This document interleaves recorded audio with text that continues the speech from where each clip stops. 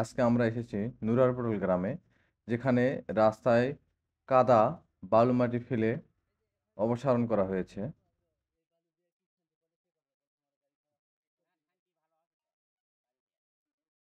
আসসালামু আলাইকুম রহমতুল্লাহ। সম্মানিত দর্শক, আমরা দেখছেন এটা সোনাতলা থানার বাসিন্দা অধীনে ডিগদের ইউনিয়ন নুরারপটল গ্রাম।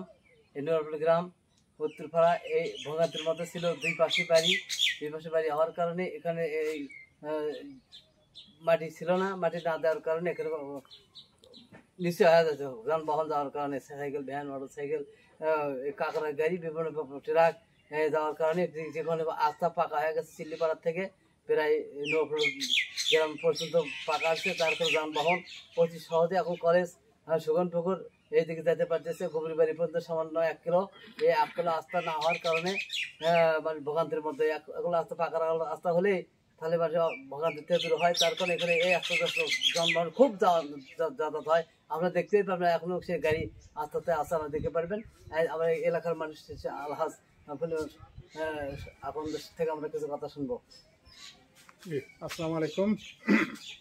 আমরা দিগদার ইউনিয়নের নুরারপটল গ্রামের উত্তরপাড়ার বাসিন্দা।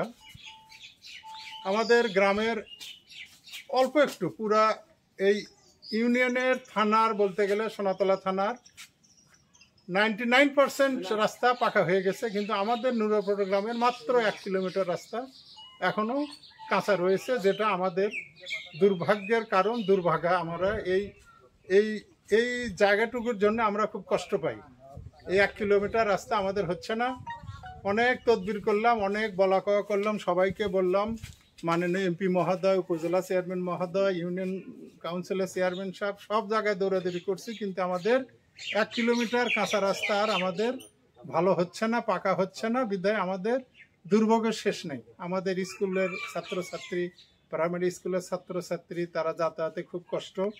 তো এর মধ্যে আমাদের দিগদের ইউনিয়নের সাদামনের মানুষ, এলাকার উজ্জ্বল নক্ষত্র মিস্টার জাহিদুল ইসলাম, উনি ইত্যাদির পুরস্কার প্রাপ্ত, এবং উনি ওনার নিজস্ব ব্যক্তিগত উদ্যোগে যে কয় জায়গায় কাদামাটি হতো, এখান থেকে উনি দূর থেকে অনেক দূর দূরান্ত থেকে ট্রলিতে করে বালি নিয়ে এসে রাস্তায় ফেলাই আমাদের দুর্ভোগের 100% লাঘব হয়েছে বলে আমি মনে করি। স্বেচ্ছায় সবাই আমরা গাড়ি ঘোড়া নিয়ে রাস্তাঘাটে যেতে পারি।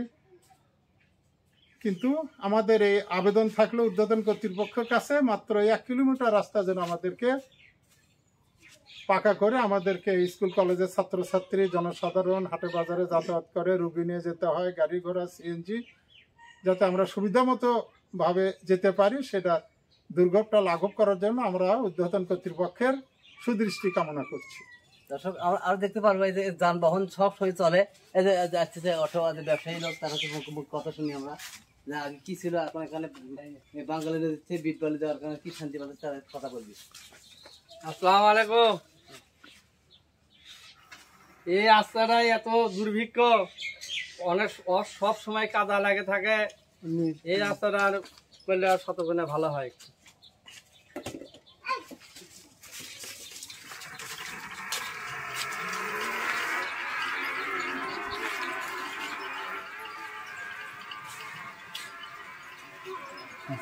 তো দর্শক, আজকের মতো এখানেই বিদায় নিচ্ছি। আবারও দেখা হচ্ছে নতুন কোনো ভিডিও নিয়ে।